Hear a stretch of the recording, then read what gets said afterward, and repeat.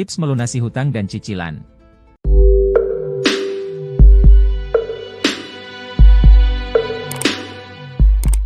Berbicara mengenai hutang merupakan hal sensitif yang mengandung banyak pro dan kontra. Ada orang yang membenci berhutang dan ada yang sebaliknya. Keduanya memiliki cara pandang dan argumen sendiri. Namun, tak selamanya sesuai dengan stereotip masyarakat, berhutang tak selamanya buruk. Sebagai contoh, jika kamu mengajukan utang di bank untuk meningkatkan atau memulai usaha, justru hal tersebut dapat memberikan keuntungan bagimu, karena dapat memberikanmu pemasukan. Ada juga yang tidak ingin berhutang bank dan lebih memilih bekerja mengumpulkan uang. Keduanya adalah hal baik. Artinya kita harus mengerti bahwa seseorang memiliki kondisi dan argumen tertentu. Namun, sebelum masuk ke inti pembahasan, jika kalian menyukai video-video kami, jangan lupa klik tombol like, komen dan share, ya. Dengan demikian, kami akan semakin semangat untuk membuat video-video yang sejenis. Jangan lupa juga untuk subscribe channel YouTube kami untuk berlangganan video secara gratis. Hidupkan tombol lonceng untuk mendapatkan notifikasi setiap video terbaru kami keluar. Namun, sebelum memutuskan berhutang, penting bagi kalian untuk mengetahui betul cara pengembalian uang.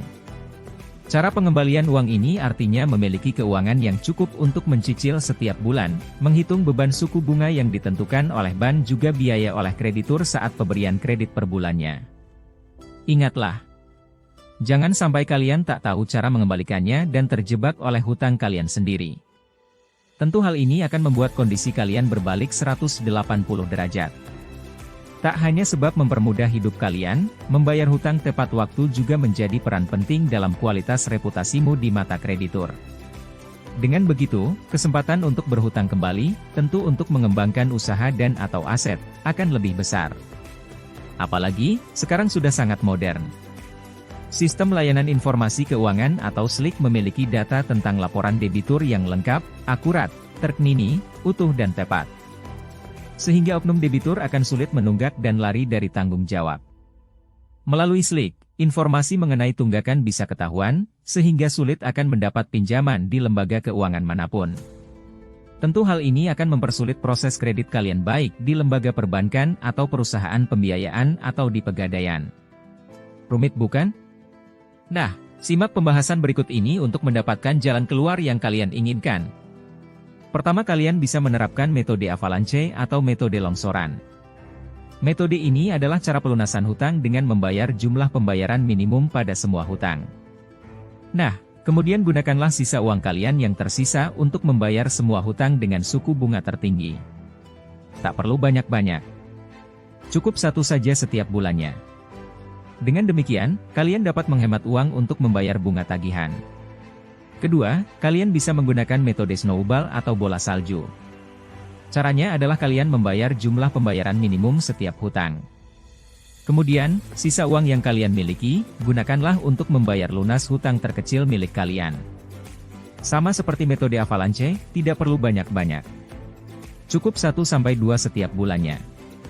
Jika kalian dapat melunasi hutang-hutang terkecil kalian, di masa depan kalian hanya perlu mengkhawatirkan utang yang besar saja.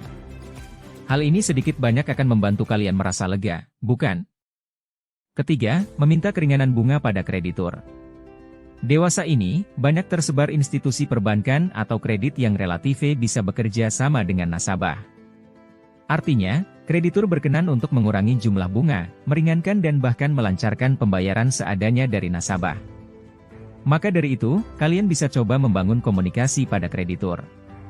Dengan begitu, siapa tahu kalian bisa mendapatkan dampak positif. Selain metode, kami juga memiliki tips lainnya. Kalian tak perlu berpikir dua kali untuk menjual aset untuk menutupi hutang. Jika terdapat kendala yang tak bisa kalian kendalikan ketika hendak mengangsur hutang, kalian mungkin terancam harus mengorbankan aset kalian. Tentu ini berat bagi sebagian orang. Namun, kalian harus tetap menjaga reputasi kalian di masa depan. Reputasi kalian adalah investasi jangka panjang yang sulit untuk diperbaiki. Maka dari itu, jangan sampai kalian tak mendapatkan kesempatan lagi hanya karena titik hitam di wajah kalian. Nah, jika hutang kalian sudah lunas, kalian harus menentukan apa yang akan kalian lakukan selanjutnya. Kalian harus mulai mengatur semua aspek keuangan kalian agar kalian tidak lagi terjebak oleh lilitan hutang lagi di kemudian hari. Nah, kalian bisa memulainya dengan cara membuat budget bulanan dan berusaha keras untuk konsisten menepatinya. Tentukan dulu seberapa besar penerimaan kalian, kemudian sesuaikan pengeluaran kalian. Jangan sampai kalian besar pasak daripada tiang. Tahanlah diri kalian dan jangan selalu mengikuti hawa nafsu kalian. Kedua, jika bisa jangan sampai kalian tergoda untuk berhutang untuk hal yang sesungguhnya tidak kalian perlukan. Jangan sampai kalian jatuh pada godaan dan iming-iming yang semu lantas kalian kembali berhutang. Perlu diingat bahwa bukanlah sebuah masalah jika kalian berhutang untuk mengembangkan usaha dan aset kalian. Selalu bertanya pada diri kalian, apakah memang benda itu memenuhi kebutuhan primer kalian atau apakah itu hanya sebuah kebutuhan tersier yang sebetulnya tidak kalian butuhkan. Pastikan bahwa barang yang akan kalian beli akan berfungsi dan membantu kalian. Pertimbangkanlah banyak hal matang-matang. Ketiga, kalian bisa mengurangi penggunaan kartu kredit dengan cara membuang kartu yang sudah tak digunakan.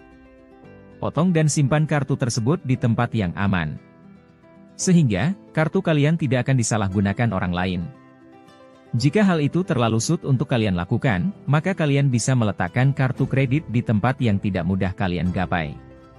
Dengan demikian, intensitas pengeluaran juga berkurang. Terakhir, cobalah kalian menambah pemasukan dengan memaksimalkan investasi kalian. Jika memperketat pengeluaran merupakan hal yang berat bagi kalian, maka kalian bisa mengurangi hutang dengan meningkatkan penghasilan per bulan kalian. Tak perlu bekerja ganda atau melakukan hal yang tidak realistis. Kalian bisa berinvestasi dan mengembangkan uang kalian. Nah, itu dia tadi beberapa sikap yang bisa kalian terapkan untuk bisa hidup lebih bebas dari hutang. Ingat, janganlah kalian berpaku pada satu hal saja. Carilah banyak pengetahuan dan pengalaman untuk menjalani hidup damai yang lebih terjamin. Juga, jangan pernah menyerah untuk mendapatkan apa yang kalian inginkan, ya. Jika kalian suka dengan video kami, jangan lupa untuk like, komen dan share video kami, ya. Terus berlangganan dengan YouTube channel kami secara gratis dengan cara klik tombol subscribe. Terima kasih dan sampai jumpa.